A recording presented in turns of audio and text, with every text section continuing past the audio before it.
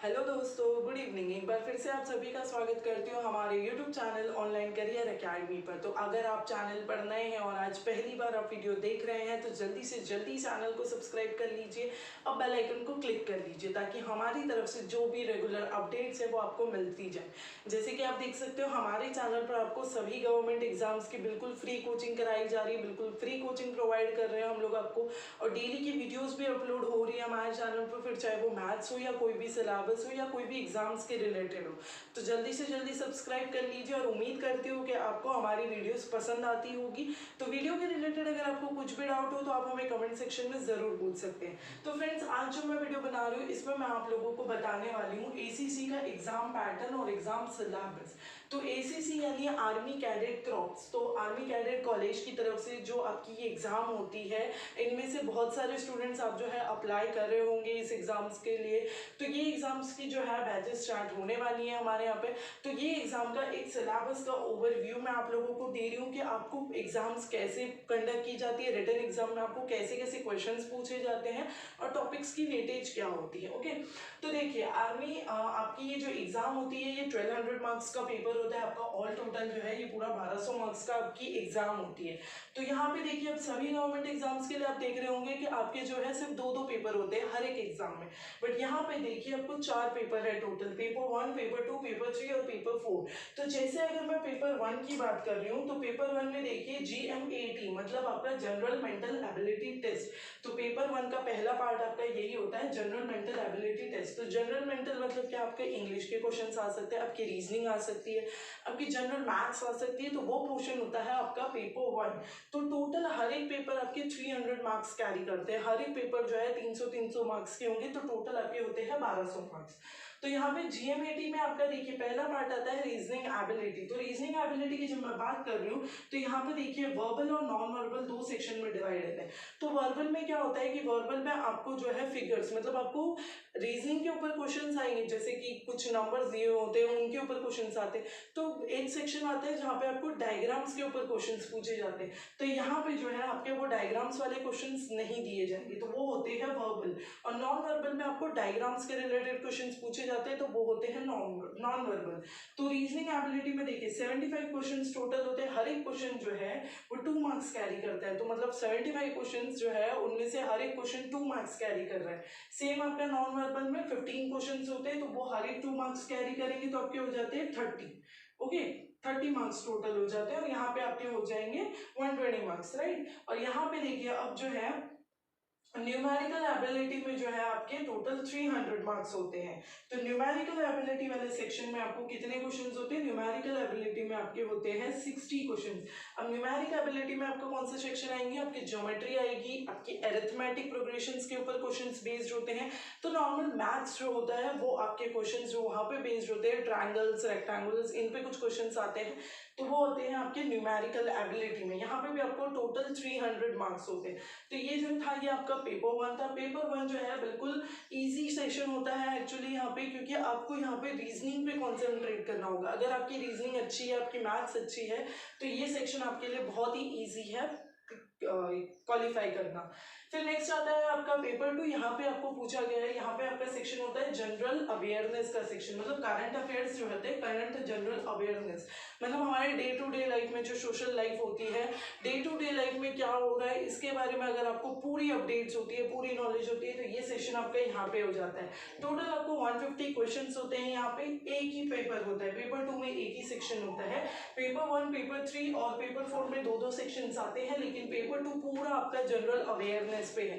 तो यहाँ पे आपको कुछ और ऑप्शन है ही नहीं। तो यहाँ पे अगर आपको 300 मार्क्स स्कोर करने हैं तो आपको आपके करंट जनरल अवेयरनेस पे पूरा टोटल फोकस करना होगा, जहाँ पे आपको पूरे 150 क्वेश्चंस क्रैक करने ही हैं। तो हर एक क्वेश्चन आपका 2 मार्क्स का होता है, तो 2 मार्क्स के रिलेटेड हर एक क्वेश्चन आपको क्रैक करना है, तब जाके आप यहाँ पे 300 मार्क्स जो है कैरी कर लेते हैं। फिर आता है आपका पेपर 3। पेपर 3 में भी आपको 2 पार्ट डिवाइडेड है। पेपर 3 के 2 पार्ट कैसे? पेपर 3 में एक पार्ट होगा जहाँ पे सिर्फ आपको ग्रामर पूछे जाते हैं। तो पेपर 3 के वो पार्ट में जहाँ आपको ग्रामर पूछे जाएंगे वो बिल्कुल ग्रामर रिलेटेड क्वेश्चन होंगे। और पेपर 3 का सेकेंड पार्ट होता है आपका जहाँ पे आपको कॉम्प्रिहेंशन और पैराग्राफ पूछे जाते हैं। तो वो जो पैराग्राफ वाले क्वेश्चन होते हैं वो आपके आते हैं पेपर 2 में, जहाँ पे आपको पैराग्राफ दिए गए होंगे और आपको पैराग्राफ के रिलेटेड क्वेश्चन पूछे जाएंगे। तो यहाँ पे देखिए, ये यहाँ पे 120 क्वेश्चंस होता है, यहाँ पे आपका 180 क्वेश्चंस होते हैं। तो यहाँ पे दोनों 1 मार्क्स के ही होते हैं। हर एक क्वेश्चन पर क्वेश्चन आपका 1 मार्क्स का होगा, लेकिन यहाँ पे टाइम डिफरेंस होगा। यहाँ पे देखिए 1 आवर दिया जाता है और यहाँ पे 2 आवर दिया जाता है। अब यहाँ पे आपको 2 आवर क्यों दिया जाता है? क्योंकि 2 आवर्स मतलब आपको पूरे पैराग्राफ से रीड करने हैं, फिर उनके रिलेटेड क्वेश्चंस को सॉल्व करने, इसीलिए आपको यहाँ पे टाइम लिमिट ज्यादा दी जाती है, यहाँ पे टाइम लिमिट कम दी जाती है। तो ये दोनों को भी मिला के टोटल कितने होते हैं हमारे? 300 मार्क्स होते हैं। ओके फिर यहाँ पे देखिए पेपर 4 हमारा है सेक्शन ए, सेक्शन बी और सेक्शन सी। 3 सेक्शन में हमारा पेपर 3 जो है, पेपर 4 जो है वो डिवाइडेड होता है। तो सेक्शन ए आपका जो है वो मैथ्स का पार्ट होता है। सेक्शन ए में आपको सिर्फ और सिर्फ मैथ्स के क्वेश्चंस पूछे जाएंगे। सेक्शन बी आपका साइंस का पार्ट होता है। मैथ्स जो है वो आपका 12th तक, यानी आपका क्लास 12 तक जितना भी मैथ्स होगा वो आपको आना चाहिए। ओके और जनरल साइंस में भी आपके डे टू डे लाइफ के जो साइंस के क्वेश्चंस होते हैं वही क्वेश्चंस पूछे जाते हैं। हमारी ह्यूमन बॉडीज पे पूछे जाएंगे या एनिमल रिप्रोडक्शन। तो ऐसे जो बेसिक क्वेश्चंस होते हैं वही आपको यहाँ पे पूछे जाएंगे। ये भी 50 क्वेश्चंस होते हैं। और ह्यूमैनिटीज, अब ह्यूमैनिटीज मतलब क्या? ह्यूमैनिटीज में आपको आर्ट्स के रिलेटेड हिस्ट्री, ज्योग्राफी, आर्ट्स, ये जो भी चीजें आएंगी, पॉलिटी, ये सारी चीजें ह्यूमैनिटी यानी सेक्शन सी में आता है।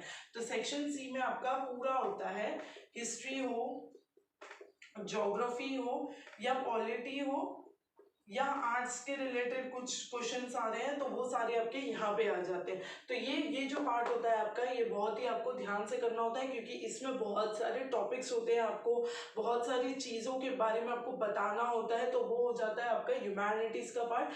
तो ये हमने देखा ओवरव्यू एक चीज़ का। बट अब देखिए आपकी ये जो होती है एसीसी एग्जाम, आपकी एसीसी एग्जाम, इसकी जो नोटिफिकेशन होती है वो साल में 2 बार आती है। मतलब 2 बार यहाँ पे वैकेंसीज आउट होती हैं। तो 2 बार अब जो है फॉर्म निकलता है, आप दोनों बार में से फॉर्म जो है भर सकते हैं।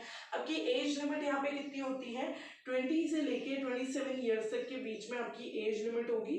पर आप जो है 2 इयर्स आपकी सर्विस होनी चाहिए। तो 2 इयर्स आपकी ये जॉब, सर्विस वाली जॉब जो है, ये 2 इयर्स तक आपने करी हुई होनी चाहिए। इसमें ट्रेनिंग ईयर अपार्ट होता है, ट्रेनिंग ईयर यहाँ पे ज्वाइन नहीं होता है। तो 2 ईयर की अगर आपने सर्विस की हुई है और आप 20 से लेके 27 एज के बीच में है तो आप यहाँ पे जो है एग्जाम के लिए अप्लाई कर सकते हैं। ये पूरा पैटर्न आपका रिटन एग्जाम्स के लिए था। इसके बाद रिटन एग्जाम के बाद आपके इंटरव्यू सेशंस होते हैं, फिर आपकी ट्रेनिंग सेशंस होती हैं। तो वो सारी सेशंस जो है आपको बाद में कराई जाती है। पर रिटन एग्जाम क्वालिफाई करनी है तो आपको 1200 मार्क्स के लिए ये पूरा प्रिपरेशन करना ही होगा। फिर आपके एजुकेशन कितनी होनी चाहिए? एटलीस्ट आपने जो है 12th पास करा हुआ होना चाहिए। अगर आपने ग्रेजुएशन करा हुआ है तो दैट्स ऑल बेटर, बट आपको जो है एटलीस्ट 12th पास होने चाहिए आप। तो यहाँ पे जो ये सारे जो है टॉपिक्स, ये आपकी 12th पास के लिए ही होते हैं। अब जब सिर्फ करंट अफेयर्स में क्या होता है, आपको डेली के जो करंट अफेयर्स होते हैं इनके रिलेटेड पढ़ना होता है। एटलीस्ट आपको 6 मंथ के करंट अफेयर्स जो है आपको याद होने चाहिए, बाय हार्ट होने चाहिए, क्योंकि उनमें से कहीं से भी क्वेश्चन पूछे जाते हैं। तो 6 मंथ्स के आपके जो है करंट अफेयर्स वाले सेशन आपके होने चाहिए। ओके फिर देखिए, अगर आप एयरफोर्स, नेवी, इनमें से किसी में से भी हैं तो आप जो है यहाँ पे अप्लाई नहीं कर सकते। यहाँ पे सिर्फ आर्मी के लिए आप अप्लाई कर सकते हो, क्योंकि पहले ही आपको बताया गया था अगर आपने आप आर्मी ऑफिसर हैं और आप जो है यहाँ पे अप्लाई करना चाहते हो तो आप वो चीज कर सकते हो। ओके तो पेपर 2 जैसे कि मैंने आपको बताया था जनरल अवेयरनेस, अब यहाँ पे थोड़ा सा डिटेल में आपको बताने वाली हूँ। पेपर 2 में क्या होगा, आपका जो है पूरा जो है यहाँ पे जनरल साइंस का जो पार्ट होगा, यहाँ पे आपको बायो, फिजिक्स और केमिस्ट्री आपको 3 पार्ट में डिवाइड होता है। ये जनरल साइंस वाला टॉपिक जो है आपको 3 पार्ट में डिवाइड किया जाता है, बायोलॉजी, फिजिक्स और केमिस्ट्री। तो आपके 12th स्टैंडर्ड तक जो भी इतने टॉपिक्स होते हैं, यहाँ से कुछ भी टॉपिक के रिलेटेड आपको पूछा जा सकता है। फिर करंट अफेयर्स में से मैंने जैसे कि आपको बताया कि आपको जो है स्पोर्ट्स के रिलेटेड क्वेश्चंस आते हैं, आपको अवार्ड्स के रिलेटेड क्वेश्चंस आते हैं। तो स्पोर्ट्स के रिलेटेड क्वेश्चन जो है वो कैसे आते हैं कि स्पोर्ट्स जो है कौन से ईयर में खेले गए थे, कौन से ईयर में ये स्पोर्ट्स जो है आए गए थे, फिर कौन सी इनमें से जो नेशनल स्पोर्ट्स होते हैं, वर्ल्ड वाइड स्पोर्ट्स कौन से हैं, कब कहाँ खेले जाते हैं, इनके दूसरे नाम क्या होते हैं, अवार्ड विनिंग कौन से स्पोर्ट्स है, फिर अवार्ड कौन से होते हैं, अगर आप हॉकी में जीत रहे हो तो वो अवार्ड कौन से होते हैं। तो वो सारे रिलेटेड क्वेश्चन जो है आपके करंट अफेयर्स में आते हैं, वो सभी क्वेश्चन। तो ऐसे जो है ये बिल्कुल ईजी टॉपिक्स होते हैं। बस आपको क्या करना है, आपको डे टू डे रिविजन्स करने हैं इन सारे टॉपिक्स के, जो भी टॉपिक आप पढ़ रहे हो। और करंट अफेयर्स जो है आपको डे टू डे आपको न्यूज़पेपर्स के साथ साथ और भी चीज़ें आपको देखनी है, पढ़नी है, जिनकी वजह से आपका करंट अफेयर्स जो है स्ट्रॉन्ग होगा। एटलीस्ट 6 मंथ का करंट अफेयर्स आपको जमा करना है। करंट अफेयर्स में आपको इसरो के बारे में पूछा जा सकता है, बॉर्डर सिक्योरिटी फोर्स के बारे में पूछा। तो करंट अफेयर्स के रिलेटेड बहुत टॉपिक्स होते हैं फ्रेंड्स, फिर चाहे वो इसरो हो, बॉर्डर सिक्योरिटी फोर्स हो, फिर आपकी या तो फिर गेम्स के रिलेटेड क्वेश्चंस हो, या तो ऑथर्स के रिलेटेड क्वेश्चंस भी आते हैं कि कौन से ऑथर ने कौन सी बुक लिखी हुई है, कि उस बुक जो पब्लिश हुई है उनको कितने अवार्ड्स मिले गए। तो ये सारे क्वेश्चंस जो आपके करंट अफेयर्स में आते हैं। तो ये जो था ये सिलेबस पूरा आपका एसीसी एग्जाम्स के लिए था। तो इसमें आपको एलिजिबिलिटी क्राइटेरिया भी मैंने बताई, एजुकेशनल क्वालिफिकेशन भी बता दिया, और सारे जो है पेपर्स का अप टू डेट रिवीजन भी आपको बता दिया है कि कौन सा पेपर कितने मार्क्स का होगा और टोटल कितने सब्जेक्ट्स होंगे। ये सारे रिविजन, ये सारी चीज़ों की क्लासेस जो है हमारे चैनल पर आपको मिलेंगे। फिर चाहे वो जनरल साइंस के टॉपिक हो या मैथ्स के टॉपिक हो, सभी के जो लाइव क्लासेस कंडक्ट कराई जा रही है हमारे क्लासेस पे।